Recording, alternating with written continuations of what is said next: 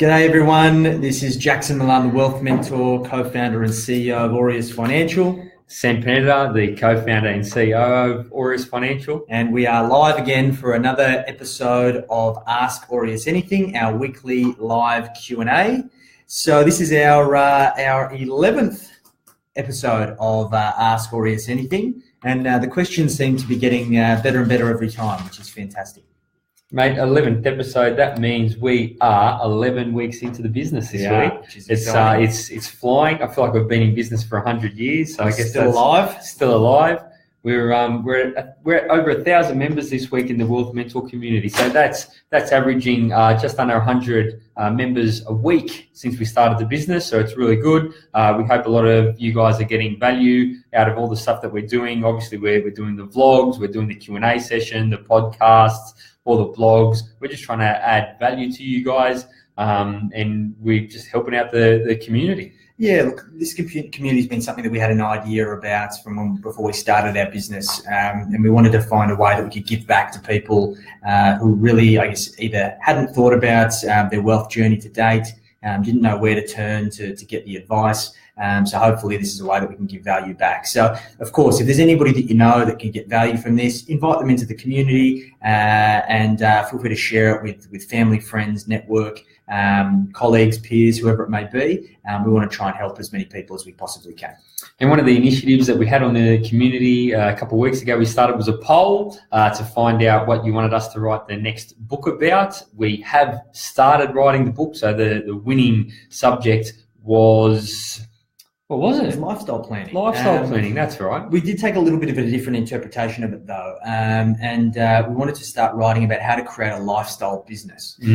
So we feel that a lot of the people in the community are business owners. A lot of the questions we get are around business, and a lot of our clients are small to medium business owners. So we wanted to write a book around how to create a lifestyle business. So we have officially started, and we are hopefully trying to get that done as quickly as we possibly can. It's going to be a bigger book than my book, Enjoy the Journey. So it might take us a little while longer than 60 days.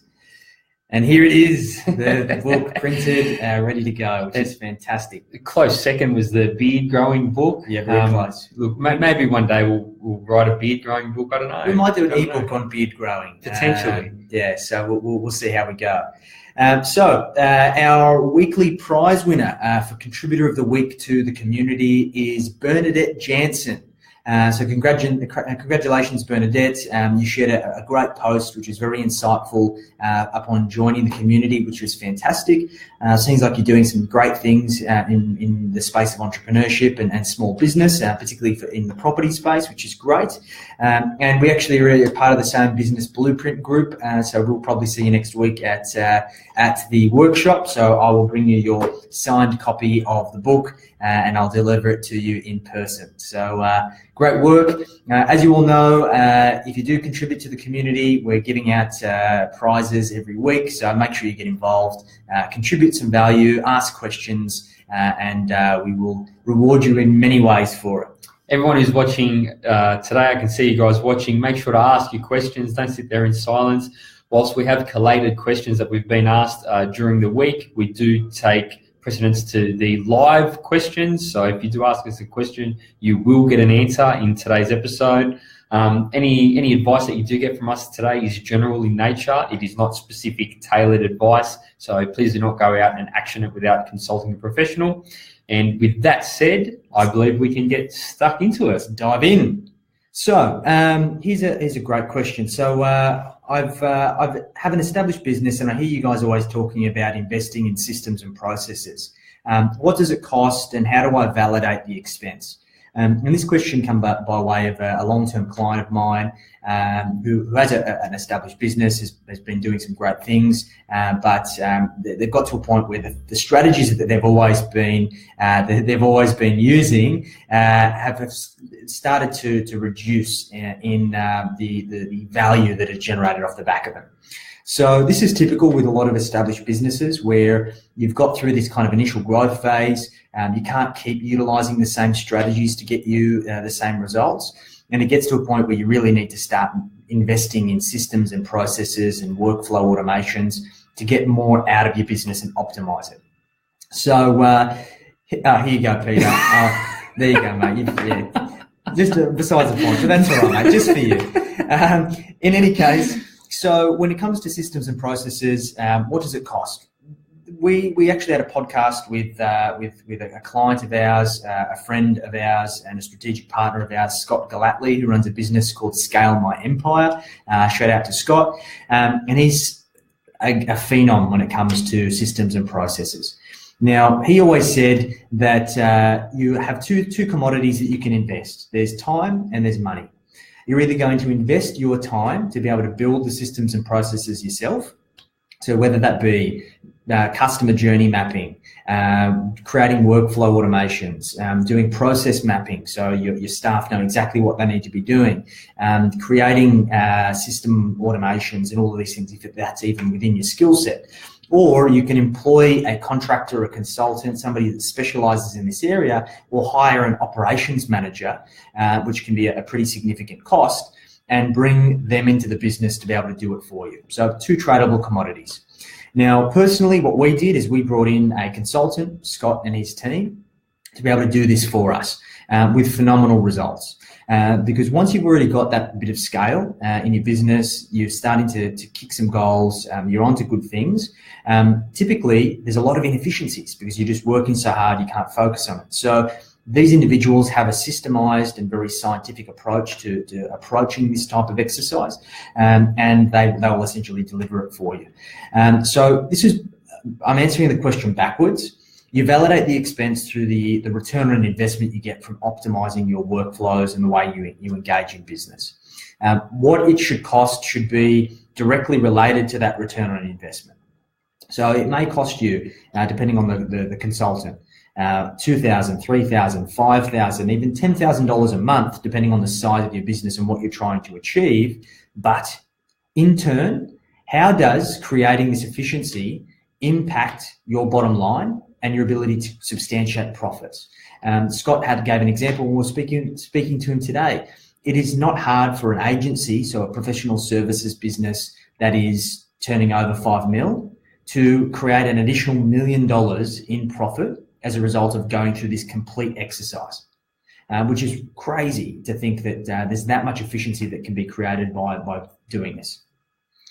And I think this is one of the things, right, with systems and processes, that for a lot of small business owners or medium-sized business owners, they just put this in a too hard basket, right? So they go, this is just too hard. I'm just going to keep plugging away at what I'm doing and, getting the same results that I'm getting today. Now, what you have to understand is that without implementing systems and processes, your business can't grow past a certain size, right? All these big companies, think McDonald's, Nike, think banks, think big mining companies, think any company that's grown substantially in size has done so off the back of systems and processes. So you need to think that an investment in systems and processes is an investment in growth in your business. Do you know what I mean? And it's not something that you can put on the back burner if you're serious about being a business owner. Exactly right. It's invaluable. It has to come at the right time. There's no point creating and investing all of your time and effort into systems and processes if you've just opened the doors of your business. You have to have some scale in order to optimize your business. So, keep that in mind.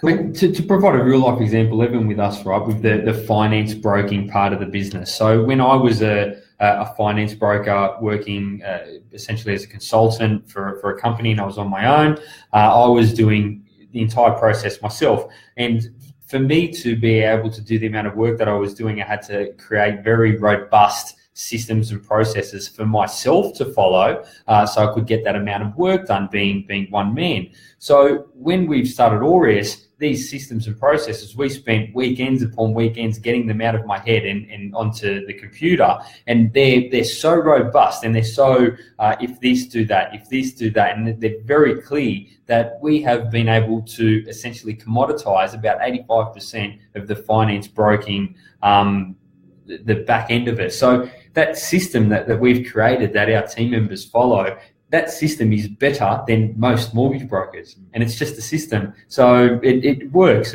You imagine if you could get 85% of your workload off your plate, how much more you could do with your business. Because that's the biggest issue for most business owners, that they would love to be doing more for their customers. They'd love to be doing, spending more time adding value, uplifting their value proposition, adding on more services, but they just don't have the time.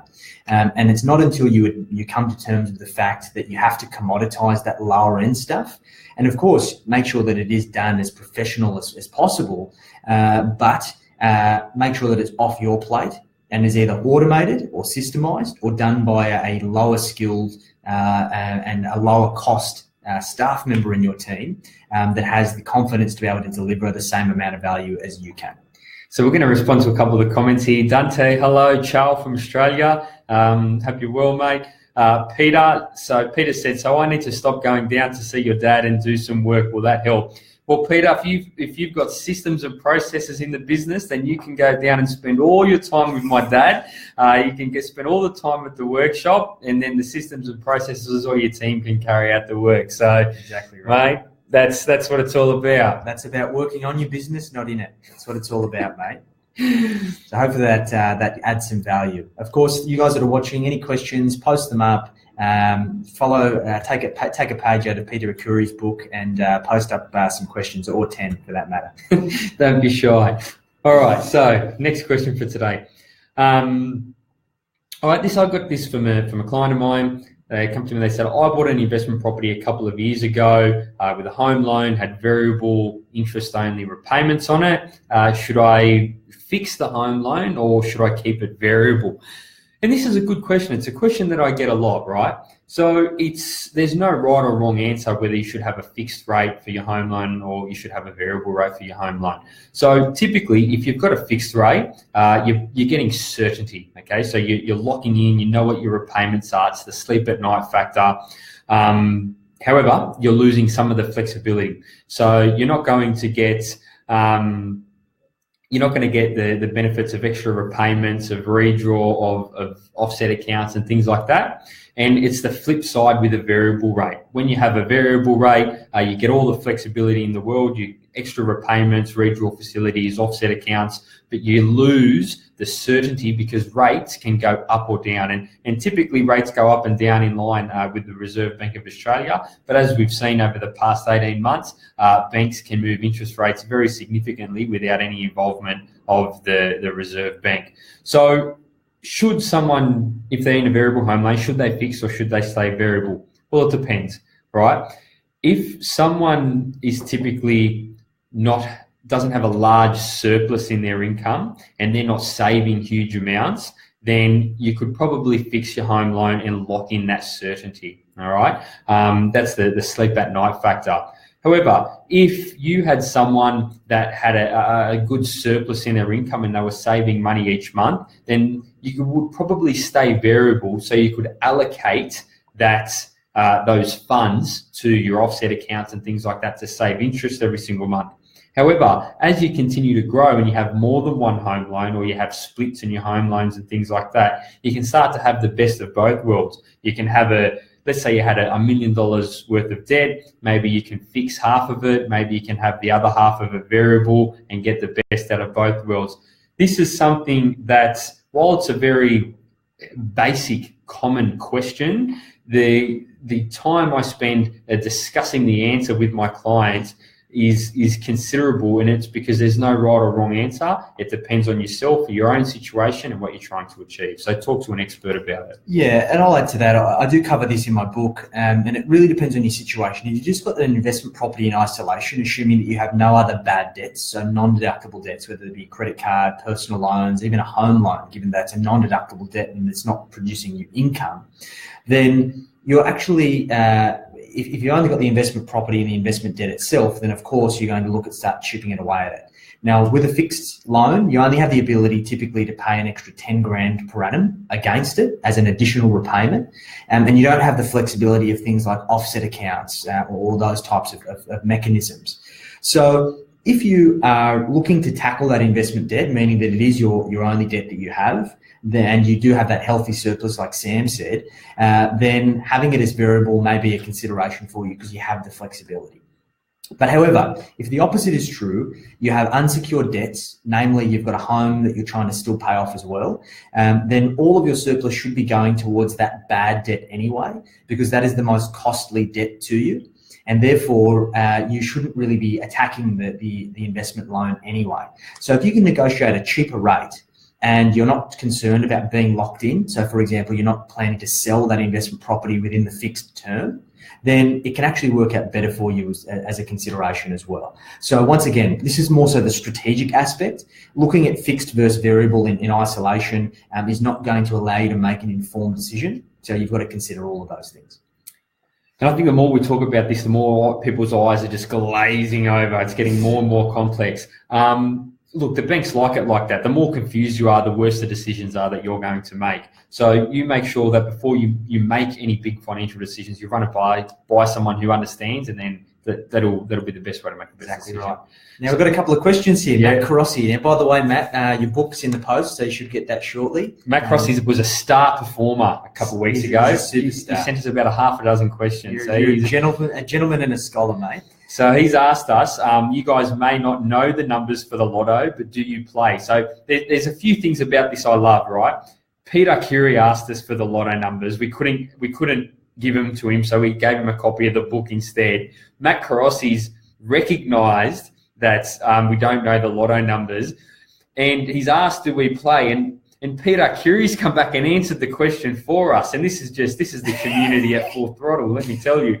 Carossi, no, I don't play. I've never played. I don't know how to play the lotto. In fact, I don't gamble at all. Too scary for me, mate. And the odds are against you. The guy who owns all the poker machines, he became a billionaire off the back of them. Got very sick with cancer. Thought he was going to die, and essentially gave all his shares in the company to his kids, who, when he found out wasn't going to die, refused to give the shares back. So he started another company, made a couple more billion. So those billions are coming from somewhere, and they're coming from the guys that are gambling. So no, I don't gamble at all. Yeah, and Matt, to answer your question, I'm not a regular gambler. I've had a flutter from time to time. Like, for example, if there's a super mega jackpot, I will chuck 40 or 50 bucks at it just for a bit of fun. But it's not something that I do religiously, because once again, I know the odds. And it's money that I can afford to lose as a little bit of fun. So it's not something that I make a habit of, not something that we advocate here on Ask Aureus Anything. So better places to put your money. It's not part of our finance strategies when we put them together. We don't recommend you have a crack at the lotto. Exactly right. Good stuff. If anyone does know the answers, please share with the rest of the community so we can all benefit from your wisdom. Share the numbers, please. So this is a question that I get more so from my younger clients. And the question was, do you really need insurance? And if so, which ones should I consider? And this is something that's, once again, a very broad subject. But typically when most people talk about insurance, they think about a couple of things. There's general insurance. So things, for example, like your house and contents, insuring your car, your health insurance, those types of things. And I think all of those things go without saying. And most of us tend to not roll the dice or flip heads and tails, in the words of Peter Curie, to go without those types of cover.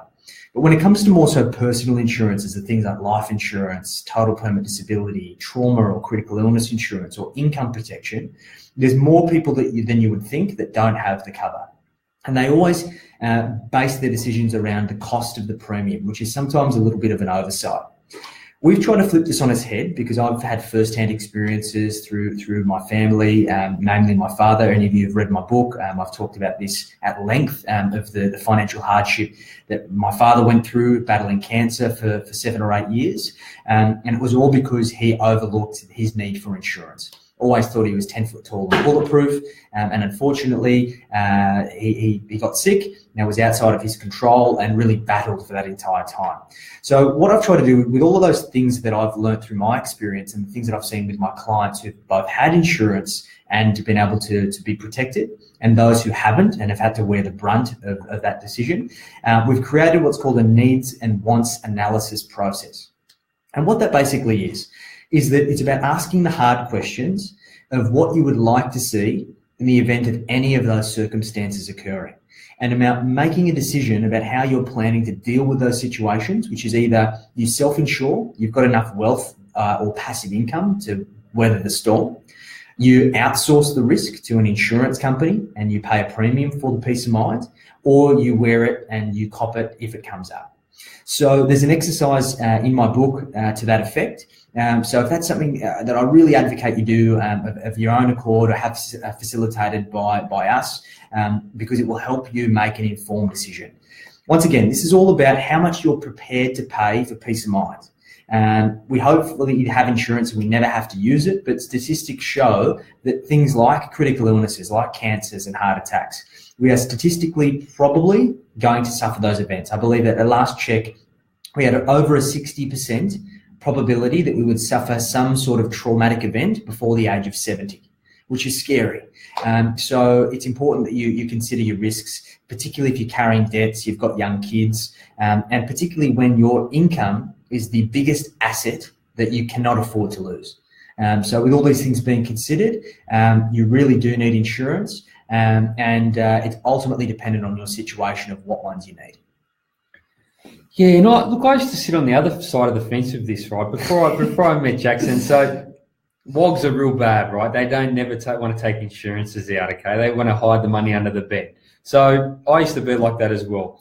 It's not until I spent time working closely with Jackson and working in the industry, and you see firsthand when, we work with hundreds of clients, we've worked with a lot of people, and it's a statistical probability that some of them are going to get sick, right? So it's not until you see some of them who are very typical to a lot of other people out there, people that are watching today, that let's say that they're a husband and they're a father and they're the main breadwinner in the family, and they get sick and the wheels fall off. And we've seen firsthand this stuff happen, and it makes you realize how important it is to protect yourself and your family from these sorts of things. And now I am fully insured for absolutely everything. I carry a lot of debt, obviously a lot of responsibility in the business. Got a bub coming. Got my little daughter coming along in the next couple of months. Obviously when my wife's not working, we'll be supporting her, we'll have a little family, we'll be paying rent, and plus with all the mortgages and the rest of it. So when you consider all of those things, it's an absolute no-brainer to take out some insurance and to protect yourself. But as Jackson said, most people, especially as they're younger, they feel that they're never going to get sick, but it does happen. Yeah, let me paint you a picture, and this puts it all into context. I've even seen more often that people insure the primary breadwinner, and they overlook potentially the partner who's the stay-at-home parent taking care of the family. I had a client who had a very high-level executive role, earning really good money. The wife stayed at home, raised the kids. The kids had flown the coop, but they were lucky enough to see the risks that were, if something happened to her, what that would mean for the husband and what he would want to do. So they maintained what's referred to as a trauma insurance or a critical illness policy for about 25 years. That had it for a really long time, paid out heaps of money in premiums, but they saw the value. And unfortunately, she got diagnosed with breast cancer, which had a tremendous impact on the family, but they got paid out about $300,000, which allowed for them to pay off all of their debts that had accumulated, be able to get themselves back on the path for being able to achieve their financial goals. They bought a property, they were able to kind of live in comfort and just take that pressure off whilst they navigated that really difficult situation as a family. So insurance isn't going to alleviate the pain, but it is going to make it less painful so you can focus on what's really important. And Pete's asked us here, he said, how much? And that's normally what most people ask, how much? It's everyone's different. So essentially, the younger and the healthier you are, and the less you're insuring for, the cheaper it is. The older you get, the more you've got, the more expensive it starts to get. Yeah, and on that point, Pete, when you get your personally signed book that I've sent out to you, you can go through the module, and it's a reverse engineering exercise. When you go through that needs and wants analysis, it will help you work out the number, because it's not as simple as just pulling a number out of thin air. It's about what allows you to achieve the scenario that you want in the event of the unforeseen. And the ultimate goal is to be able to completely self-insure. You've got enough wealth where you don't need to have insurance anymore. The kids have flown the coop, mortgage is paid off, you've got enough money in super or investments, but insurance is a vehicle to ensure that all of those outcomes are protected, and you're not taken further away from them in the event of whatever happens. So hopefully that helps. All right. So next question. All right, so this has come from a client of ours. When you talk about business and asset finance, what exactly is that? Look, that's an excellent question. So most people, when they think of a finance broker, they think of home loans, buying your home, refinancing your existing debts, maybe buying an investment property, all these sorts of things. And typically, that's what a majority of the industry does. But as we're going into a different stage of the property cycle now, I think it's important for other people to consider other ways of growing their wealth outside of just accumulating negatively geared investment properties.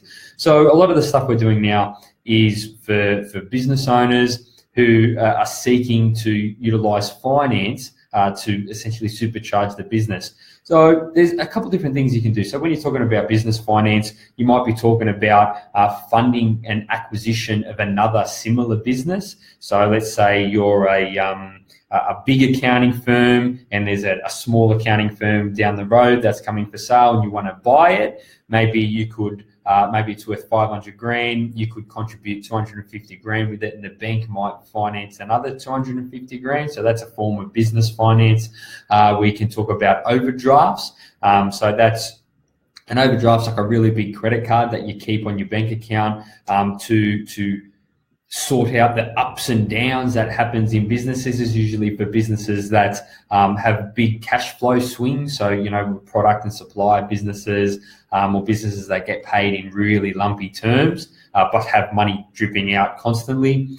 Other sorts of business finance. So maybe if you're just going to buy a business, maybe you're not in business and you're going to buy a cafe or a restaurant or something like that. Depending on your circumstances, you might be able to finance the entire amount or a certain percentage of the acquisition of that business. Or maybe a fit out for a business if you want to fit out an office, or if you want to fit out a cafe, all these sorts of things. If it all stacks up and it all makes sense, the bank can help you supercharge these things and get them done sooner with business finance. On the other side of that, there's asset finance. And asset finance is essentially funding anything with a serial number. So we can talk, let's say business, let's say talking laptops, trucks, vans, coffee machines, entire fit outs for restaurants or cafes, all the way up to, trucks, Helicopters. concrete helicopters, boats, yachts, Lamborghinis, whatever you can imagine. So as long as it makes sense, the banks can help finance these sorts of things. Now, it's a blurry line here, right? So when you use lending, business and asset finance in particular, to supercharge your returns and to help you grow your wealth, they're very important. They're very good tool for getting ahead, assuming you understand your figures very well. Where people become real bad and real unstuck with business and asset finance in particular is when they start buying assets they don't need with really expensive debt and that they just can't afford. Right? So they start, taking out debt to buy Range Rovers, and they start taking out debt to buy boats, and they start taking out debts to buy all sorts of things. These are depreciating assets that are going to go down in value. If you're going to buy something like that and it's not going to help you produce an income, you probably shouldn't be spending someone else's money on it. Yeah, I think that most businesses find themselves in financial hardship because they've overextended themselves with fixed commitments. Their fixed expenses are too high, and particularly they've taken on too much debt in order to either try and control their cash flow or to acquire assets that aren't really necessary. And unfortunately, revenue is not always certain. Your expenses, particularly fixed expenses, are. So the finance company is always going to come knocking for their repayment. So it is very important. And as Sal has rightly said, a house takes precedent over a Range Rover. Although a Range Rover is fantastic, it's probably not going to be a permanent home of yours. that is going to be able to house you and your family in comfort, although it may be a comfortable vehicle. So good contribution, Sal. Good man. So hopefully that's insightful. Next question. So I know you guys have spoken about this before, but I'm still uncertain if I should be using a buyer's agent to acquire a property. What are the pros and cons? And we've spoken about this before, and it's one of these things that, yes, it is a painful expense, but it is a necessary expense in my honest opinion. For those of you who don't know, a buyer's agent is an individual, a professional who is a property expert who will represent you, typically for a flat fee, in order to find, research, and negotiate on a property on your behalf. Now, there are different types of buyer's agents. There are your kind of local buyer's agents, which are typically more so suited towards owner-occupiers. If you're looking for your dream home, they will leverage their network in the local community to be able to hopefully try and get something off market, so you don't have to miss the boat by having to go to auction and getting someone who will outbid you, or also just doing the heavy lifting if you're very time poor. And typically, and what we're seeing more of for investors, particularly given that we're seeing the Sydney and Melbourne markets come to the end of their growth cycle, buyers agents are there looking for value, not necessarily just in the micro market, but across Australia or across regions that they have expertise to be able to apply their skill set to select assets based on fundamental factors that are geared for growth potential and consistent performance over the long term. So when we look at this and the way that I approach it, and I had a conversation and a joint meeting with a client earlier this week, and they were asking, well, okay, you're going to represent me, you're going to go find this property, should I go and inspect it myself? Now, my rebuttal to that was, sure, but as an average punter, what are you looking at? You're going to look if they've got a nice front door that's red. The kitchen's nice. It's got a washing machine. It's got a double car garage. The garden looks nice. Beyond that, how are you going to make and be able to derive any value from that experience that an experienced buyer's agent or property advocate hasn't done thousands of times and has a robust process that they're going to follow to ensure that they're looking at the asset as an asset objectively to ensure that you're buying the right thing. An example that I always like to use, and the example that we spoke about with this client, was there's some really good areas from a macro standpoint that look like great opportunities. They've got lots of infrastructure going in. It looks like they're placing jobs. There's lots of construction going on, but they're on the border of what they refer to as greenfield, where there's basically an abundance of unbuilt land that the council is zoning and allowing for builders to continue to build on. So what that means is there's going to be an abundance of building and future dwellings that are going to be put there, meaning that from a supply-demand standpoint, there is typically not going to be enough demand to allow for there to be a healthy balance and push prices up. However, if you're buying in somewhere that's already built out, for example, Northern Beaches, Inner West, of course, this has already gone through big growth, but this is more so from an Australian standpoint, areas like this, it's very difficult for there to be a flood of supply to the market and get this I guess, wrong balance between supply and demand. So these are all the things that a good quality buyer's agent will be able to do for you. And of course, there's a fee. It might be $10,000 or $15,000. But if you're looking at even a $500,000 investment, it's 2%. If you buy a good asset that compounds, you can make that back in months. And that can save you heartache for decades, and it could potentially prevent you from buying a lemon that's only going to detract from your pursuit towards financial freedom. So, food for thought. Yeah, look, and I think this is something that I think people are changing, right? I think people are starting to realise the value of having a buyer's agent. Yeah. And it's one of these things that whenever a lot of people come to me and they want finance to buy an investment property. So it's one of these things that every time I do a pre-approval or put together a strategy for someone to buy an investment property, especially when it's not in the local area, right? So a lot of people where we live on the Northern Beaches in Sydney, who are buying investment properties cannot afford to just drop a couple mil on a house on the northern beaches, right? It's just they can't borrow that much. They don't have a lazy 500 grand sitting around as a deposit. So they're investing outside of Sydney's northern beaches, and they want to go and invest in areas that they know nothing about. They know nothing about the market. They don't know nothing about the properties in the area. What are the pros? What are the cons? And they want to go out there and do the research and find a property.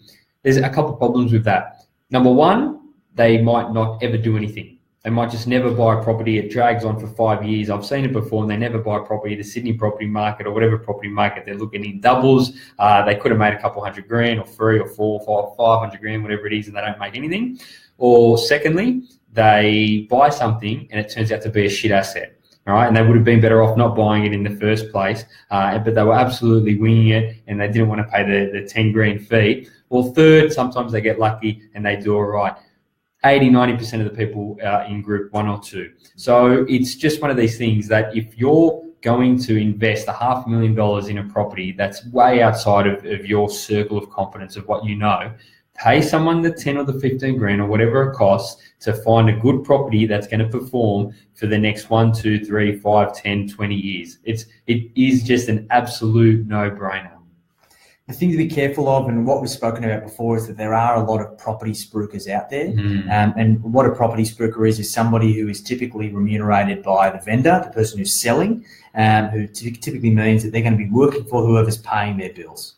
And there's other people out there that have conflicted relationships. So always make sure you kick the tires with whoever you choose to go with when it comes to selecting a buyer's agent. A buyer's agent should be very upfront and honest about their process. They should be willing to share their methodology. They should be willing to share their previous wins and willing to share testimonials and also give you details of previous clients that you can call yourself and obtain the information directly from the source. I would be advocating you do all of those things before you sign on the dotted line. Further to that, other good buyer's agents do not accept all of the fee up front. They typically charge you a small amount, say $1,000 or $2,000 initially as kind of a sign-on obligation, just to kind of hold you accountable to sticking the course, given they do put a lot of work in. And they charge the rest as a success fee when they actually find you an asset and you settle on it. So it doesn't mean that you're just kind of throwing 10 grand at somebody and kind of taking a leap of faith. There are ways that you can approach this, particularly if you're working with the right firm, that it is a partnership. You're working together in order to chase the outcome of helping you work towards your goals. So hopefully that's helpful. We get this question a lot. Yeah, we do get this question. And there's a few extra points we added there. Every time we get asked this question, we'll add a new flavour to it. So it'll continue to evolve and hopefully add more value. The answer gets better every week. Every week. All right, so on that same thing, Australians, they love property, so we're always got heaps of property questions in here. We had a client come in this week and they said to us, they said, look, guys, I want to buy my first investment property and I'm having a lot of trouble with my bank. Can you guys help? So short answer is yes, right? That's what we do. That's what finance brokers do. Most of the time, when someone comes to us and they want to buy a property and they just go into their local bank that they've been banking with for 20 years and the bank says no, they just go home and they don't do anything about it. So that's wrong. Banks have got all sorts of different policies. So you need to figure out your strategy first and then figure out which bank's going to help you execute on the strategy, not go to your bank and ask them, can I do this, right? You've got it the other way around. So look, it's unique to everyone's scenario, right? Where they are today and what goals they're trying to achieve. And this is one of the big things in Aureus is that we always start with the end goal in mind. So before we even say, should you buy an investment property, is it going to get you closer to whatever your goal is? But let's say, yes, the investment property is going to get you closer to your goals. Banks look at two things, right? For nearly every single application, right? They want two things. They want someone who can service the debt. All right, so your income and your expenses in the household, and that there's money coming in every month and being left over. So you're saving money on a very, very regular basis. You earn enough to cover your expenses, and then you'll be able to earn enough to cover whatever the mortgage is as well. All right, and the second thing that they want is they want equity. So they want you to have skin in the game. Whether if you're a first-time investor, that's going to be cash. or maybe a family guarantee from your parents, or if you already own property, that's going to be equity that we can get out of one of your existing properties. But they want you to have skin in the game. Ideally, they want you to have about a 20% deposit, but you can stretch it a little bit higher, maybe up to sort of a 12% deposit for investment properties, and you can go a little bit smaller for when you're buying your own home. You can do smaller deposits, but they want you to have some level of risk if everything were to go pear-shaped. And a lot of people come to me and they say, oh, but I've got heaps of equity in my home. Why can't I buy more properties? Those days are gone. So what used to happen 20 years ago, you used to go to your bank, and as long as you had heaps of equity in your house, they keep on lending you money to keep on buying more investment properties. And if you go broke, it doesn't matter. They sell all your properties, they take your money, and they leave you on the street. But what happened for the past 20 years, all the bank bashing, right, all the bad PR, and the banks have sort of thrown their hands up, and every deal they write now, they look at it for, if this was to go pear-shaped and this was to end up on the front page of the news, would it look horrible for the bank, all right? And yes, if you kick someone out of the house, it would look bad. It's the same now with borrowers that are a little bit older and they're closer to retirement. If you can't articulate how you're going to pay that debt off before you retire, the bank's not going to lend you the money because they don't want to go kick out a 70-year-old pensioner out of their house because they can't afford to pay the mortgage. That's bad PR. So these days you need equity, yes, or cash or some form of equity, but you also need to be able to service the debt as well, and not enough that you can just scrape through. The way the rules are structured today, you need to be able to comfortably afford that debt. All right, if you're saving $100 a week and you want to borrow 500 grand or you want to borrow $1 million, the banks aren't going to lend you that these days. And even if you've already got 500 grand worth of debt or $1 million worth of debt and you want to continue to borrow more, even if you've got the equity, if you've got $1 million in debt today on interest only and you're these days only saving $100 a week or $200 or $300 a week, what are you going to do in a couple of years when those repayments revert to principal and interest and your repayments go up by 50%? You're going to be in a little bit of hot water. So these new rules, yes, it makes it harder for people to borrow, but they're only protecting consumers and borrowers from themselves. Yeah, I think that most people just believe that property markets are just going to go up infinitely forever. And unfortunately, that's not the case. So you need to look laterally. Don't just throw your hands up and say, oh, this is shit. Everyone's out to get me. Utilize the rules to be able to create a strategy that allows you to create the life that you want for yourself. There is always a way, but it's about having a plan and be able to hold yourself accountable to executing on it. So if you're just getting started, you want to get your first investment property, find out your debt ceiling, work with a good broker to work out what your maximum borrowing capacity is based on your current situation. If that doesn't cut it, you're going to do a couple of things.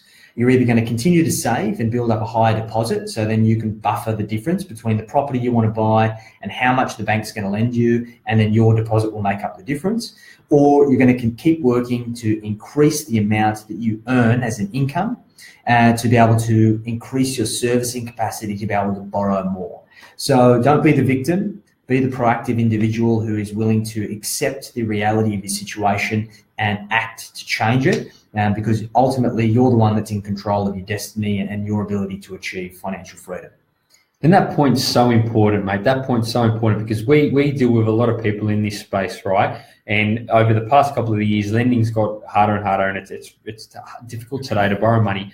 And a lot of our clients, they come to us and they say, look, we want to borrow more money to buy more property, so we want to get further in debt.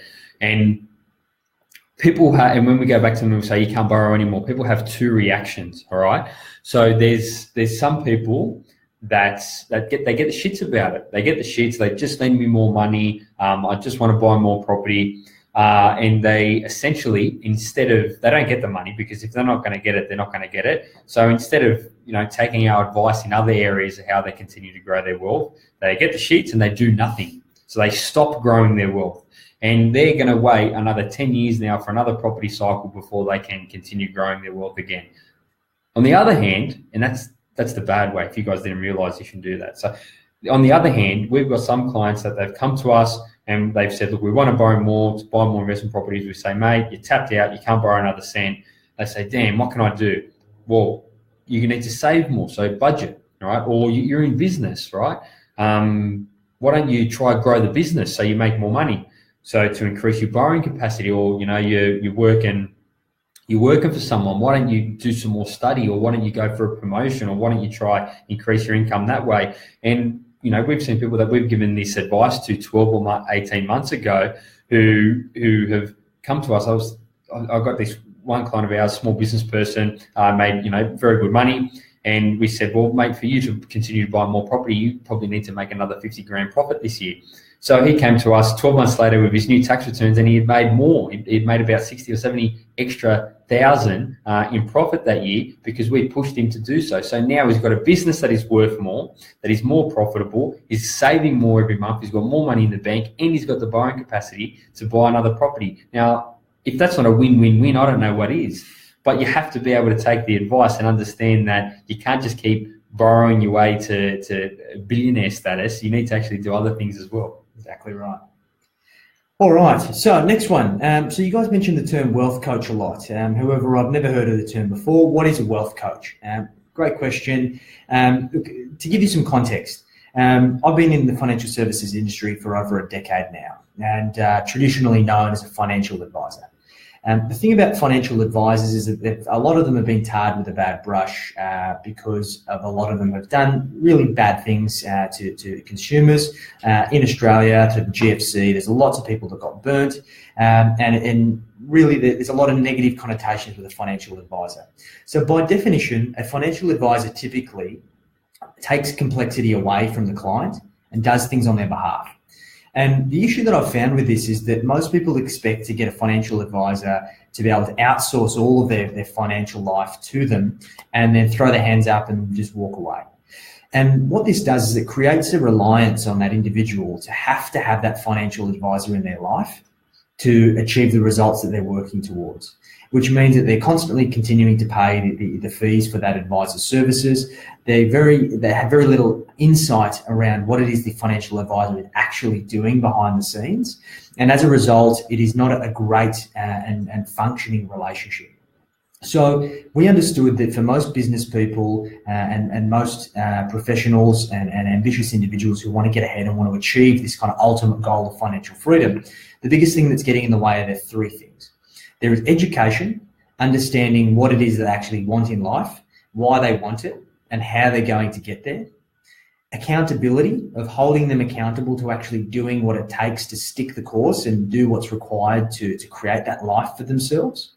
And the on-track management, of about making sure that they've got somebody who can continue to help them shift the course accordingly to what it is that they want and how the things that they want continue to change and evolve over time. So we kind of created this new term called the wealth coach. And the idea is about being able to help business owners in both aspects of their business, their finances and their life, help individuals be able to navigate the complexities of the life they want to create and the finances that they need in order to create that reality for themselves, and really provide a holistic solution that gives you all of the answers that you need in one place. So that's really what a wealth coach does.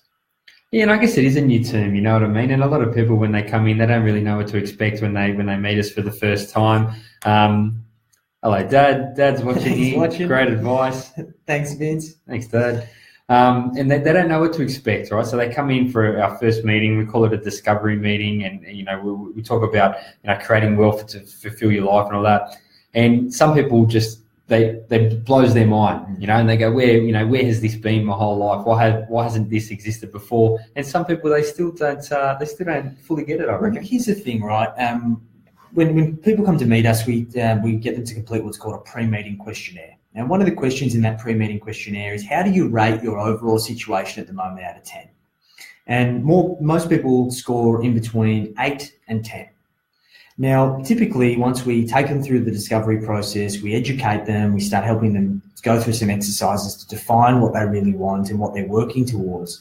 At the end of the whole discovery meeting, we take them through a self-assessment process, and most of them have actually reduced their initial score of how they believe they're tracking by about 50% on average.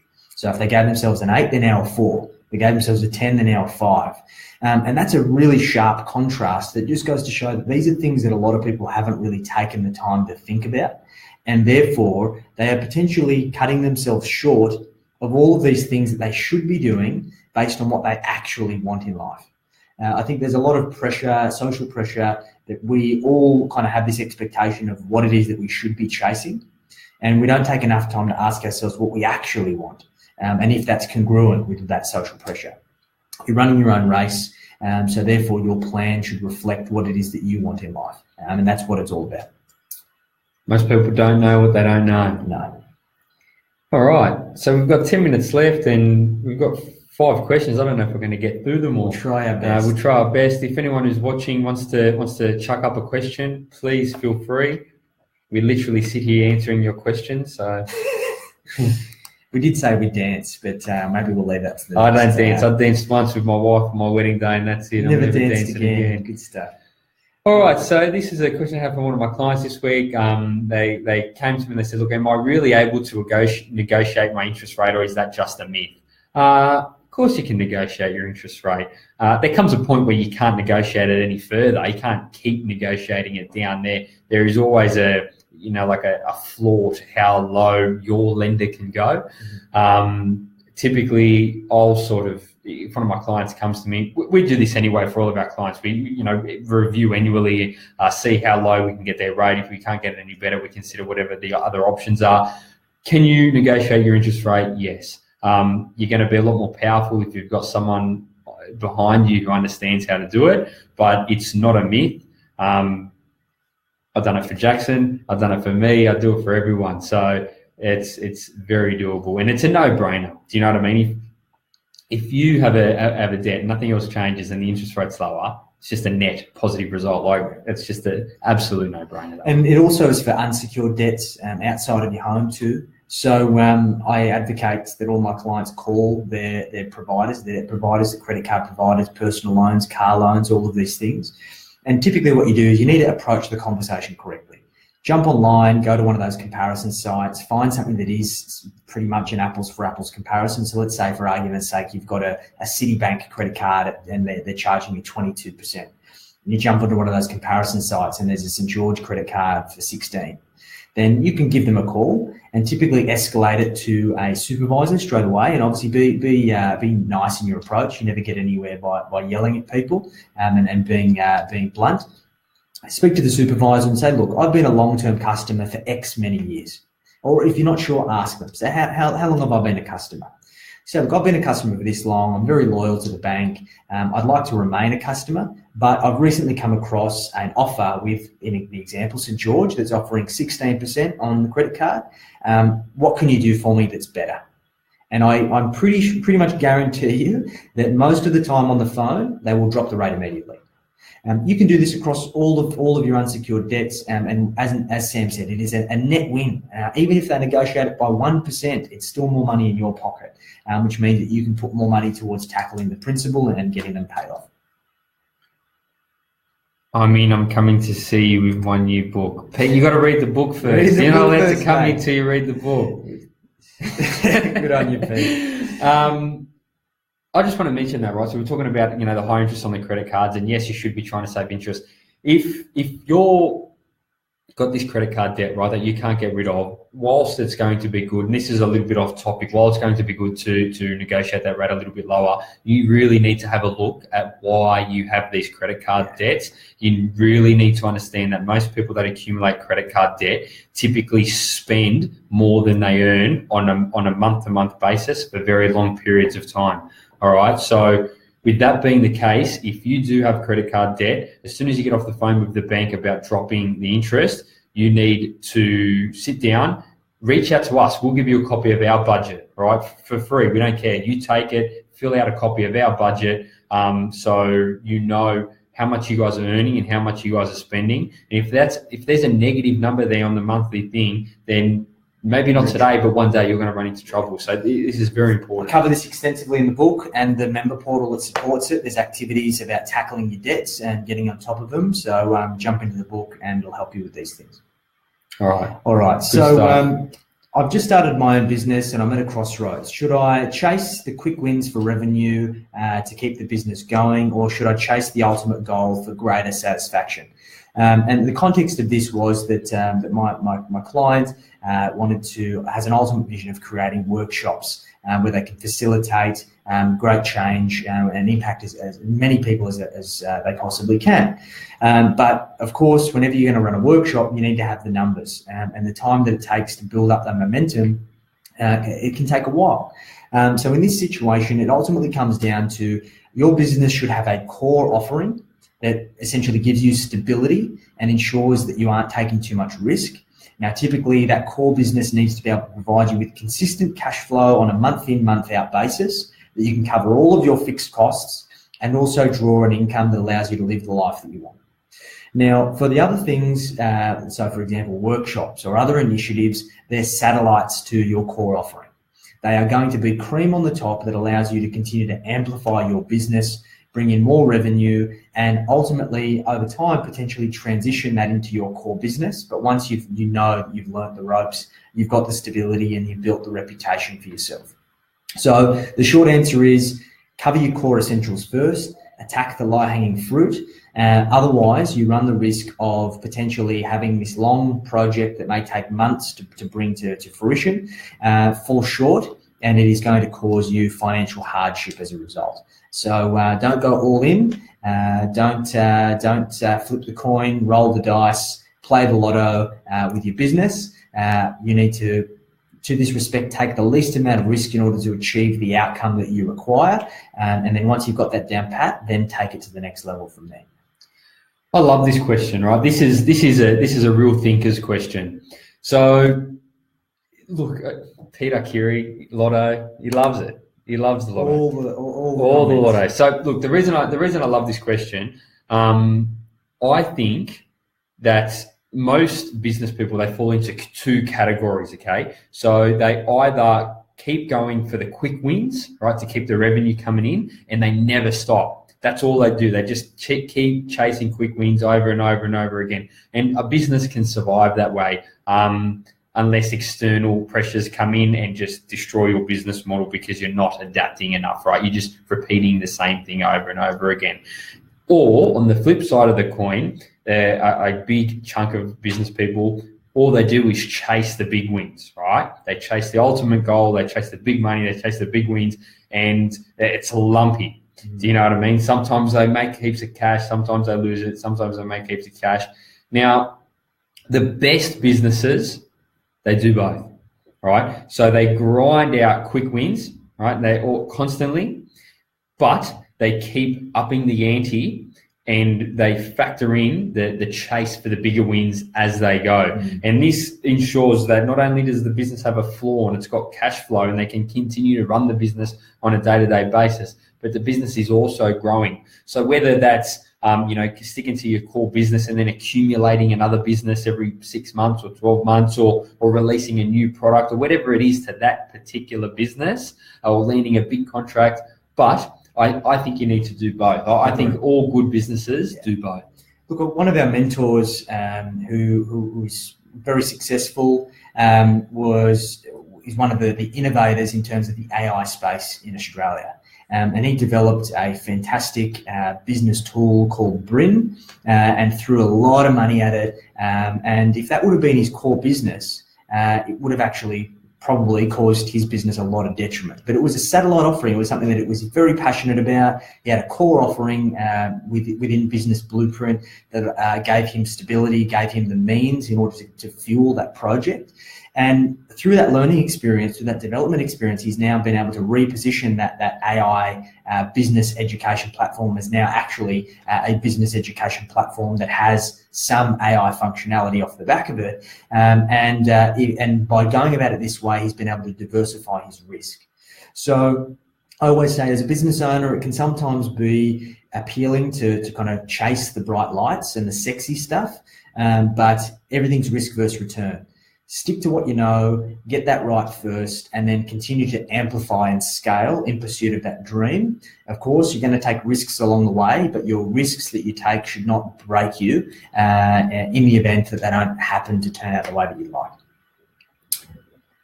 All right, excellent stuff. So we have actually run out of time. We've got a few more questions left. We couldn't go through it. Pete's eaten both sides of the pie. I love that.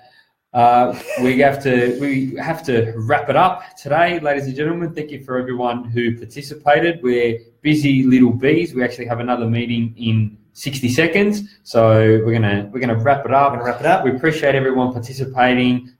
Keep the questions coming, guys. We love the chat. The more interactive, the better it is for us. 18 comments, 90% of them were Peter Arcuri. He's a champion of the cause. Pete, read the book and let us know next week if you liked it. Thanks, everyone. And any questions, please send them through, and we'll catch you same time next week. Thank you, guys.